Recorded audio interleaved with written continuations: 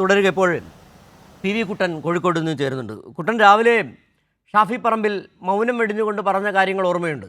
പക്ഷേ പറയാതിരുന്ന കാര്യങ്ങളും കേരള സമൂഹത്തിന് മുന്നിൽ ഓർമ്മയുണ്ട്. ഈ ആരോപണം ഉന്നയിച്ച വനിതകളെക്കുറിച്ചോ ആരോപണത്തെക്കുറിച്ചോ ഒരു അക്ഷരം മിണ്ടാൻ ഷാഫി പറമ്പിൽ തയ്യാറായിട്ടില്ല. മാത്രമല്ല, മാധ്യമങ്ങളോട് സംസാരിച്ച അത്രയും നേരവും രാഹുൽ മാങ്കൂട്ടത്തിനെ ചേർത്ത് പിടിക്കാനാണ്, സംരക്ഷിക്കാനാണ് ഷാഫി പറമ്പിൽ ശ്രമിച്ചത്. സ്വാഭാവികമായും ചില സംശയങ്ങൾ ഉയരുന്നുണ്ട്. കോൺഗ്രസിലെ തന്നെ വലിയൊരു വിഭാഗം നേതാക്കൾ രാഹുൽ മാങ്കൂട്ടത്തിൻ്റെ രാജി ആവശ്യപ്പെട്ടിരിക്കുന്ന ഒരു സാഹചര്യത്തിൽ, വല്ലാത്ത സംശയനിഴലിൽ ഒരു പാർട്ടിയെ കൊണ്ട് നിർത്തിയിരിക്കുന്ന സാഹചര്യത്തിൽ എന്തുകൊണ്ട് ഷാഫി പറമ്പിൽ ഇങ്ങനെ രാഹുൽ മാങ്കൂട്ടത്തിനെ സംരക്ഷിച്ചുകൊണ്ടേയിരിക്കുന്നു? പങ്ക് പറ്റുന്നവരിൽ ഷാഫി പറമ്പിലുമുണ്ടോ? ഈ കൂട്ടുകച്ചവടത്തിൽ ഷാഫി പറമ്പിലിനും പിടിവീഴാറായോ? ഇങ്ങനെ ചില സംശയങ്ങൾ കൂടി ഇല്ലേ?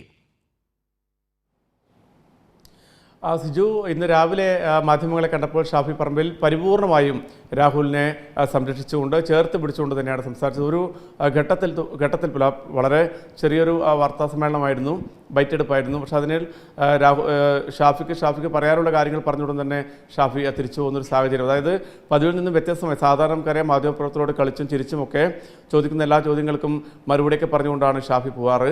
പക്ഷേ ഇത്തവണ ഷാഫിക്ക് പറയാനുള്ള കാര്യങ്ങൾ പറഞ്ഞു.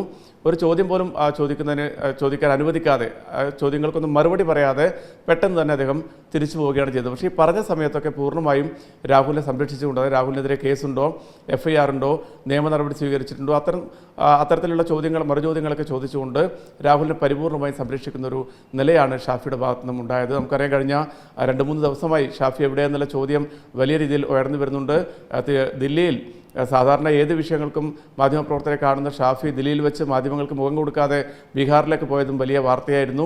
അതുൾപ്പെടെ ഇന്ന് അദ്ദേഹം പരാമർശിച്ചിരുന്നു. പക്ഷേ 3 ദിവസമായിട്ടും ഷാഫി ഇതുവരെ മാധ്യമങ്ങളോട് പ്രതികരിച്ചിരുന്നില്ല. പക്ഷേ ഇന്ന് വളരെ കൃത്യമായി താൻ ആരുടെ കൂടെയാണ്, എന്താണ് തൻ്റെ നിലപാട്, ഈ വിഷയത്തിൽ എന്താണ് തൻ്റെ നിലപാട് എന്ന് വളരെ കൃത്യമായി തന്നെ ഷാഫി പറഞ്ഞിരിക്കുകയാണ്. താൻ രാഹുലിൻ്റെ ഒപ്പമാണെന്നുള്ള കാര്യം. VD സതീശനും നേരത്തെ രാഹുലിന് വലിയ സംരക്ഷണവും പിന്തുണയും നൽകിയിരുന്നു. കഴിഞ്ഞ ദിവസങ്ങളിലൊക്കെ വാർത്ത വന്നതുപോലെ 3 വർഷങ്ങൾക്ക് മുമ്പ് തന്നെ വളരെ ഗുരുതരമായ പരാതി രാഹുലിനെതിരെ ലഭിച്ചിട്ട് പോലും ഒരു നടപടി സ്വീകരിക്കാനോ തിരുത്തി കൊണ്ടുവരാനോ പോലും പ്രതിപക്ഷ നേതാവ് ശ്രമിച്ചില്ല എന്നുള്ളതാണ് പുറത്തു വരുന്ന വിവരങ്ങളിലൂടെ നമുക്ക് മനസ്സിലാവുന്നത്. അതുമാത്രമല്ല, പാലക്കാട്ട് മത്സരിപ്പിക്കുന്ന വലിയ എതിർപ്പുകൾ ഉണ്ടാകുന്നു.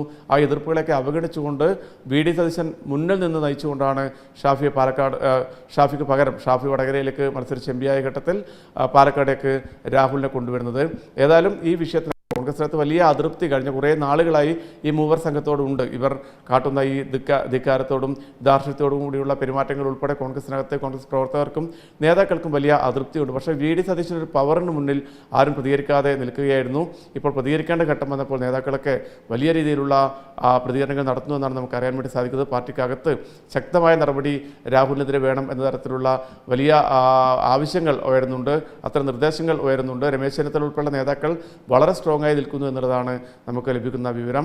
ഏതായാലും VD സതീശന് രാഹുലിനെ കൈയൊഴിയേണ്ട ഒരു സാഹചര്യം വരുന്നു എന്നുള്ളതാണ് ഈ പുതിയൊരു രാഷ്ട്രീയ നീക്കങ്ങളിലൂടെ വ്യക്തമാവുന്നത്. അതേസമയം ഷാഫി വളരെ കൃത്യമായി രാഹുലിനെ ചേർത്ത് പിടിക്കുകയും ചെയ്യുന്നുണ്ട്. സിജു, ശരി കുട്ടൻ, തുടരുക.